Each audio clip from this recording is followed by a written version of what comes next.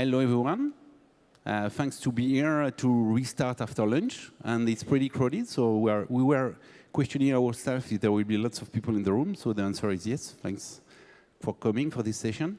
So I am Eric Bezille, I'm CTO at Dell Technologies, and I will introduce for you the topics and the people here on this panel, just to set a bit the stage.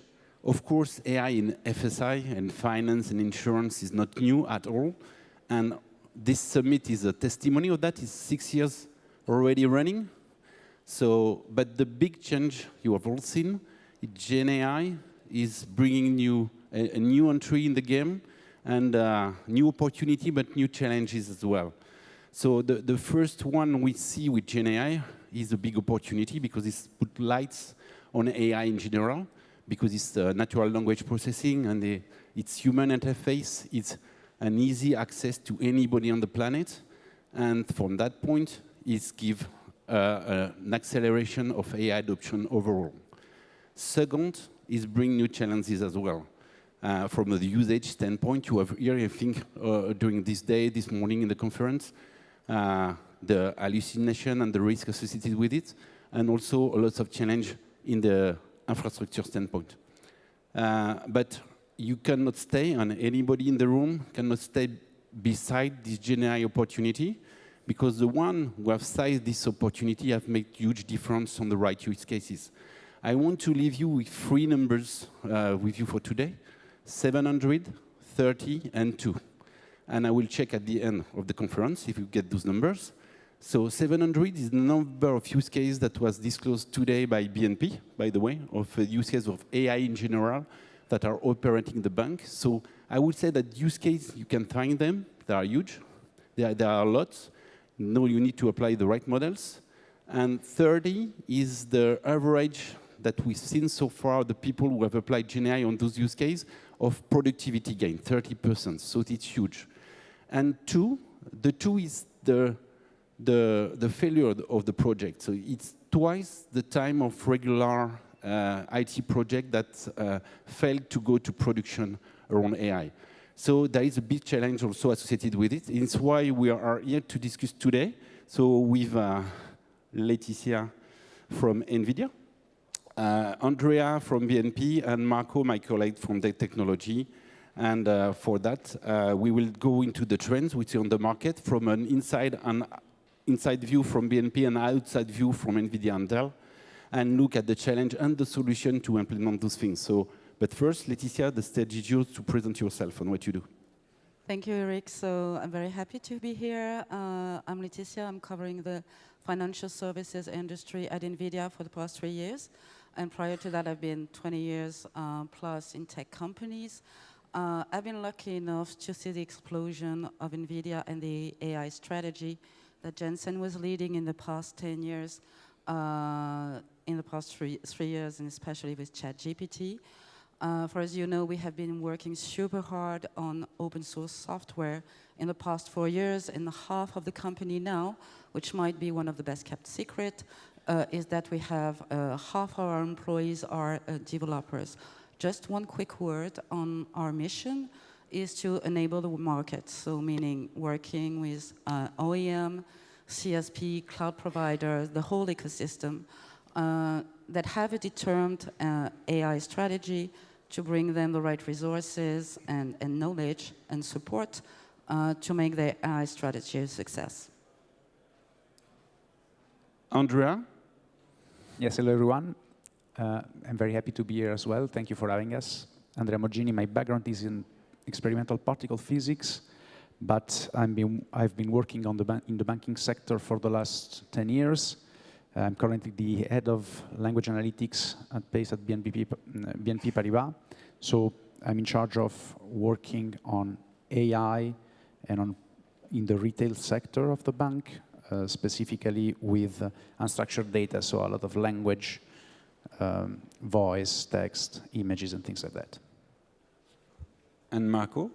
Yeah, thanks everyone for spending some time with us and joining this session. My name is Marco Mengotto. I'm in charge of supporting sales and pre-sales for Europe, Middle East, and Africa inside DELL Technologies, elevating the conversation with financial customers, that means banks and insurance, far beyond the infrastructure components, and mostly thinking about how the infrastructure can have a tangible impact on the business and the typical outcomes. So thanks. So now let's deep dive in to set the stage. I will give back the mic to Laetitia from NVIDIA to give us the view from NVIDIA on where we are in the market on FSI and the trends you see. So obviously banks have always been early adopters of our technologies at NVIDIA, and we have seen an inflection point with TensorFlow, for instance. But as you know, ChatGPT was what we call the iPhone moment of AI, meaning it brought really revealed to a very large audience the capacity of the technologies. So that was an explosion in the past 2 or 3 years. From a global view, of course, it's not a secret that US and China, for instance, are more advanced than Europe is. And we also see that in Europe, probably UK is going faster to some extent. But what we have seen in France is a quick move in the past 2 years. And more often, smaller and more agile companies can adopt their AI strategy a little faster. At the end, what I would also like to mention is like beyond GenAI, which is so important, and we know that FSI is really working hard on the use cases. AI use cases are all over and all across the bank. And I'm saying that because it goes from risks to HPC in all business unit, digital assistants, and so on and so forth. The reason I say that is like you can have the global view of how to take the most advantage of the technology, which is super important if you want to build a strategy.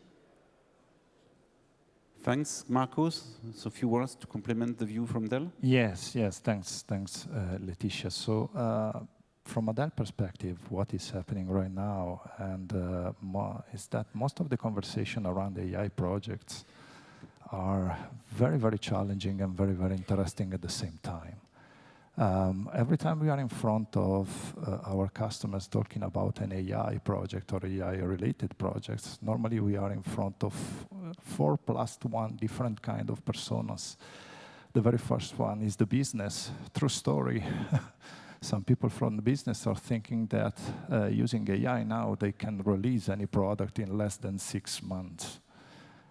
Funny enough, because there are at least 3 other people that needs to be involved as well. So first of all, the data science, the data analytics departments that really needs to find a way to extract value out of the existing data. And this is not easy at all. Then they have to find the right models in a very fast changing and evolving market. Third, there is the data operations. They have to provide all the data to the data scientists to find a way, and very good quality data. True story, there are banks spending millions of dollars every year just to trust 80% of the data inside their data warehouse platform. This is another funny story because very good quality data means very good quality models for AI, but on the other side, there is the rule of garbage in, garbage out.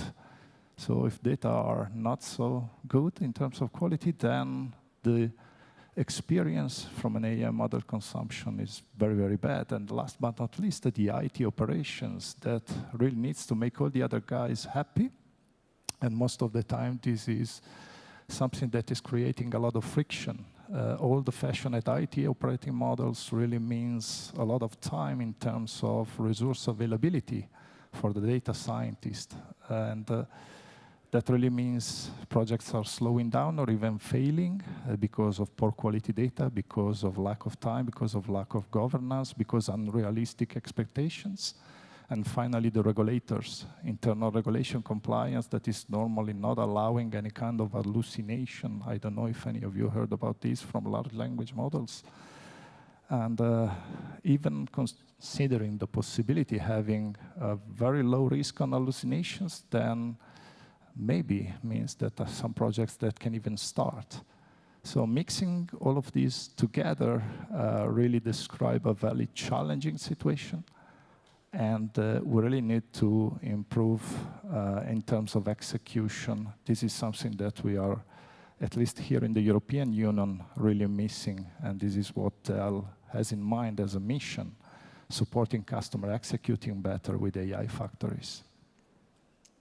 Thanks. So you get the view from DELL and NVIDIA, I would say the outside view. And now, Andrea, can you give you the view of the trend you see at BNP around AI in general?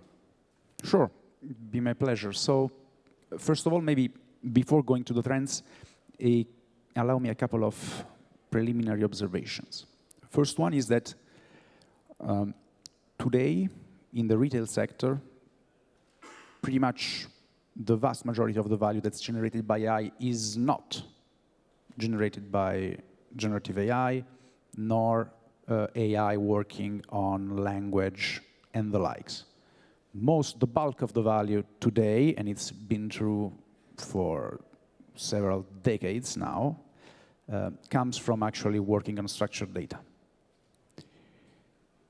The second observation is that we are now starting to see, it's clearer and clearer, that the natural language processing, computer vision applications, and of course GenAI applications will quite soon be competitive in terms of value generation for the retail banking sector with this more historical way of doing AI. However, we are not there yet, so it's probably, it will still take a couple of years at the least before we are equal in terms of generation on these two sides of the coin. And I really insist on the fact that the second side of the coin is not just GenAI, is in general the usage of natural language processing and automation around data that is not structured, which is significantly different from what is historically done on the sector. With that being said, there are at least 4 trends that I wanted to highlight, as I see them at least. And you will see that some of these trends might be somewhat of a trap as well, but let's take a look together. So the first trend that I wanted to talk about is the focus on GenAI. I think it's clear for most of the people involved in this space that since the beginning of last year, pretty much, there is a huge, huge target on generative AI for the banking sector, for many other sectors. And my claim is that this focus is too much. We actually are over-focusing on this technology, which isn't to say that this technology isn't wonderful and potentially very impactful, but it means that we should probably strive to leverage this focus on GenAI to become able to bring into production products and not technologies in such a way to leverage all the tools that we have at our disposals and not doing GenAI for GenAI's sake.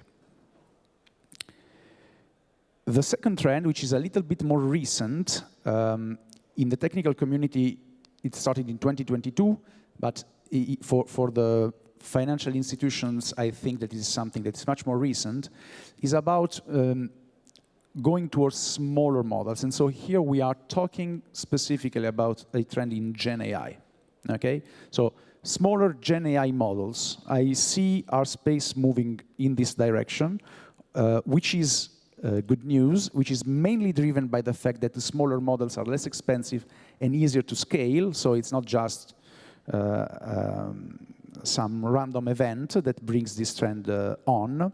But the trend is nevertheless present, in my estimation, and a very, very interesting one. In my view, we should even go one step further and start considering this as a strategic objective even outside of GenAI. So rather than just asking what is the smallest model that we can, GenAI model that we can use for solving our specific task, I mean, the question should be, where is the fat in our workflows, what we can cut, even in terms of models, in order to have a more streamlined and scalable approach to value generation. Third trends are on the technical side. So on one end, I would say that product developers, specifically AI product developers, are getting lazier and lazier. It's a side effect of GenAI, and you might have seen with your own eyes that GenAI actually brought down to earth, really accelerated the ability to go from zero to proof of concept. It's a great acceleration to demonstrate value, but it's not necessarily easy then to scale it up. And it's not because you have a great value demonstrator that you are able to replicate it at scale. And so what is happening is that this is a very nice feature. However, I feel like this powerful tool is bringing to extinction somewhat that was already endangered, which was industrialization by design in AI projects. So this is a trend that cuts both ways, and we should be careful about it.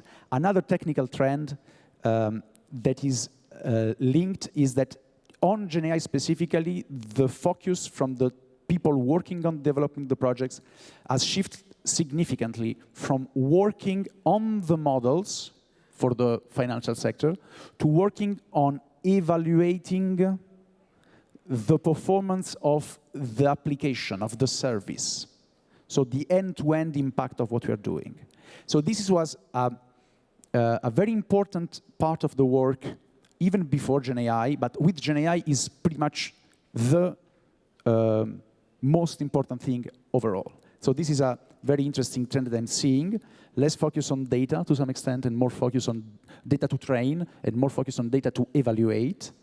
And to conclude, I would say that all this together makes me see a last trend in terms of value generation. I feel like most companies are struggling to go fast enough in terms of value generation with regards to what they expected as possible from the GenAI revolution. So thanks, Andrea. So you highlight one point in introduction of the trends you see, and it's key, I think, in everyone's here, is the how do I go to product and production? And so now from a challenge standpoint, what do you see at BNP that are the challenge you face to go to this production and this adoption? Yeah, so for sure. So maybe to piggyback with what was just said, one of the main challenges really is, in my mind, the fact that we need to compose it to adapt to an environment where there is a severe underestimation, to some extent, of the actual work that's needed to go to production at scale. So expectations with respect to how fast we can deliver value at scale are often non-realistic within corporations, which puts a lot of pressure on projects and often can make it appealing to cut corners in some specific ways, which is not suitable, and which at BNP Paribas we strive not to do ever. So then in terms of challenges, maybe a couple of challenges that are more specific to GenAI. I would say that on the one end, we have the belief that GenAI can solve any kind of issue. So a sort of misapplication of GenAI. Maybe two examples they can provide is, I don't know, believing that GenAI can solve data quality issues. I mean, that's not really the case most of the time. If you have data quality issues, it will come back to bite you. It's not because you have ChatGPT now that you can address them. And often we see this, for instance, on the lowest of the low-hanging fruit in terms of GenAI applications in the financial sectors, which is retrieval augmented generation pipelines. Often, we have the impression that we can just take a huge dump of unstructured data in forms of PDFs and things like that, and go to scale because we parse them and then we use GenAI on top of them. However, going to scale then will require to address your data quality issues. Often enough, if the data wasn't supposed to be in PDF form in the first place, you are just doing a lot of work for not much return and not much replicability of what you want to do. And of course, conversely, if your data was structured in a better way, you might use a different process that leverages AI, but is more maybe reliable or efficient in production. Then also in terms of GenAI, there is a focus to wanting to put GenAI at every stage of a product, when we often should strive to put it where it really generates value, more in an approach which is more conducive to building composite AI systems.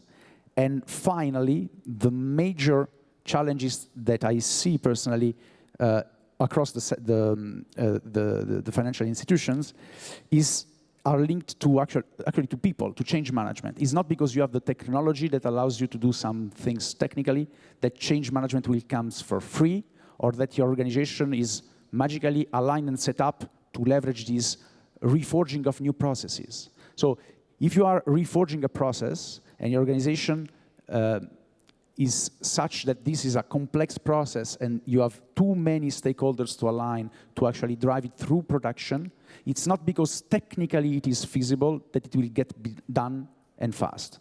So I would say that these are the main challenges that I see today. Thank you from the inside view. And Laetitia, do you want to add something from the outside view from NVIDIA on the challenges you see on adoption?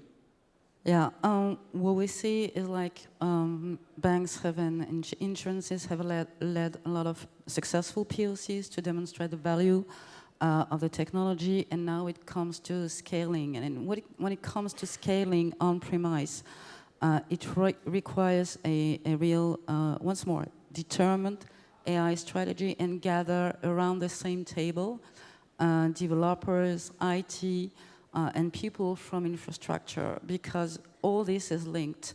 The added value for business, the software and the hardware, and this requires definitely a very strong sponsorship. Regarding the infrastructure, because this is key, IT for AI is not like we did the IT in the 90s. It's not just about putting a chip in a computer or a server. It's also about infrastructure and having the global approach of this, whether it's networking, like we bought Mellanox, or storage and servers, and once more software. Last, it's about also knowledge. I've often heard that GPUs are expensive, what consuming, etc. But what about if you put on one server what you used to put on 10 or 20, 50 servers? This is a game changer. With the explosion of demand of compute and the explosion of data, you can't do compute like we did before. And this is exactly what NVIDIA is working on. Thank you. So as you highlight the challenge on the infrastructure side, what do you see on this side, Andréa, at BNP?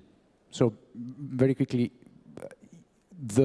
for us, the challenge on infrastructure side is mainly an hardware challenge and a software challenge.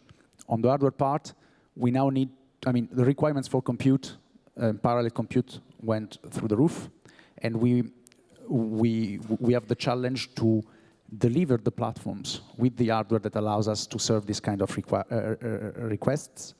And of course, in terms of software, we need also to be able to optimize all of this, because at BNP Paribas, we are mainly operating on an on-premises basis, so there is a lot of work of optimization. So it's a complexity that's accrued, because you need to manage your own infrastructure to some extent, of course, with the help of several specialist companies. But on the other end, you now have a lot more levers to pull in terms of optimization. So these are the two main challenges. Okay, thanks, Andrea, for the highlight. So now let's move. We talk about, we set the stage, I think, about the trend, the challenge we face.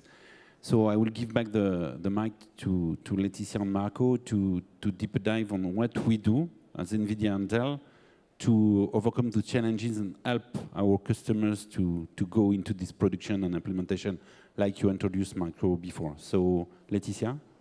Well, just one word. NVIDIA is a 30,000 employees company, which is rather small given the market cap. And we definitely need companies like Dell that have a great intimacy with the customers to work with them and bring them the right level of information from the technology and the best they can use it and the best advantage that they can take of it with software, open source software and hardware. So we do need them, and we bring them the right, once more, the right support with solution architects, working as well with end customers. And one thing I would like to mention is that we have been rather blown by the shift that Dell has taken through AI very recently. Okay, Marco, go ahead. Yeah, so lots of challenges we heard from Andrea and Laetitia, and I would say especially generative AI today is a great opportunity. There are lots of potential use cases out there, but large language models are very big. From an infrastructure perspective, they have a huge impact in terms of resources consumption. That's the reason why allowing a lot of people working over the same projects from a business, data science, data operations, and even the IT really means that we have to create something that is fully dedicated to these guys to allow them working all together and normally rowing in the same direction to be successful at the end. So AI factories is more than a simple concept. Is a way to combine hardware components, software components, data components, and all the necessary collaboration tools all together in a single entity that can be accessed by different people inside the organization. But of course, it has completely new rules in terms of sustainability, placement, data center consumption, interaction, onboarding. And it must be extremely flexible. AI today is a highly evolving market. Players that entered into this space maybe 2 or 3 years ago, now they are considered completely outdated. Think about the speed of the large language model evolution, GPT-3, GPT-4. Now OpenAI is going to release the GPT-5 very, very soon, just in a bunch, of years. And what to expect in the future from the artificial general intelligent AGI. It really means the platform that we are going to design today for customers really need to be extremely flexible to host the best of breed technologies from hardware and software components today, but needs to be highly adaptable also in the future. Let me say, software components, and also hardware components. Probably you heard there are CPUs, GPUs, but also there are LPUs, the language processing unit entering inside the market from an hardware perspective, and the NPUs, the neural processing units. So the market is highly dynamic at the moment. No way to predict the future, honestly, but the secret sauce in this case is be as much open as possible. Try to set up something that can be easily accessed by anyone, that could host any kind of use case from a data and outcome perspective, that could be applied as a low-hanging fruit and evolve over time. And nothing is perfect, of course. Large language models are not perfect today, but maybe in a couple of years it will be. So the time to start thinking about an AI factory inside your companies is right now, and this is exactly our purpose. Thanks for the insights, Marco, on what we do together with NVIDIA to provide this type of frameworks. And what are you doing today at BNP, Andrea, on this side? No, I mean, we are working with Dell, we are working with NVIDIA, we are working with different actors, both of hardware and software. And of course, we have a partnership with Mistral AI as well to be able to run state-of-the-art models on our premises. So this is pretty much what we do. And if I can leave you with one last comment, would be please not focus, do not build your AI practices around that technology. Build them around value generation, focus on what you want to deliver to your customers, and the rest will take care of itself. Thanks, Andrea, for the advice, and we are all in line on that. As Marco said, the technology is evolving so fast that you need to have something flexible, but production ready. And one last word, Laetitia, that you want to the people to live with? Very quickly, time's out. It's a fast-changing technology, we admit that, and we acknowledge it. So many things are available, and you can get the right support, but get the information, be curious, be updated. It's very key to understand everything and get the broad and right vision about what you can take advantage of. Marco? Yeah, my last call to action is don't be afraid to execute. Find the right processes from a business perspective that could be easily accelerated with any AI components, and think about an AI factory that can help you to execute and achieve your desired outcomes. So thank you very much. Sorry, no time for question, but we will be around at the back if you need to. So thanks a lot for coming for this session.